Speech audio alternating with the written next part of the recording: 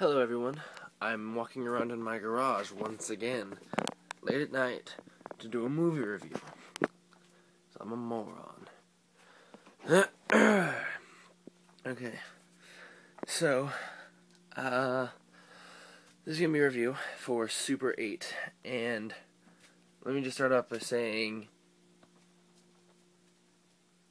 oh my gosh, this movie was really good. Normally, well, I mean, in a lot of movies, what happens is when say for instance, I honestly can't think of a specific movie or whatever, but, you've seen it in movies where something happens in, the beginning of the movie, and then 10 or 15 minutes into the movie, that event is explained in whole by two people having a conversation. It's a conversation, but what I see is more of one person talking to the audience, trying to get them caught up. And I don't really like that. I don't think it's good movie making. I don't know. I think it's bad. And in this movie, at the very beginning, with what happens, I thought that's what was going to happen, and I was kind of disappointed to see that, because, that's how I just expected that. That was what I assumed. And, well, I guess you know what they say with, gosh, I'm dyslexic. You know what they say about, assuming. I'm actually not sure what just happened. I don't know what just happened. I was trying to make a joke or pun or something, and I totally screwed it up by saying what I was trying to say backwards. Okay. But no, the movie didn't, the director did not do, and I guess you know why, right at the end of the credits, I saw who the director was, and then I was like, oh, that's why it was so good. But no, I've seen this movie. I paid to see it in theaters twice already.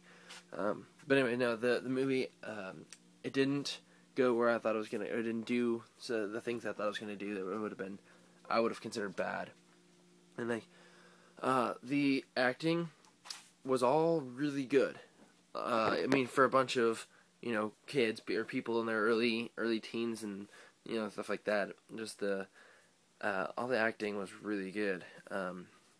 You can tell when they're doing their own, because the whole thing, they're making this movie for one of the main characters.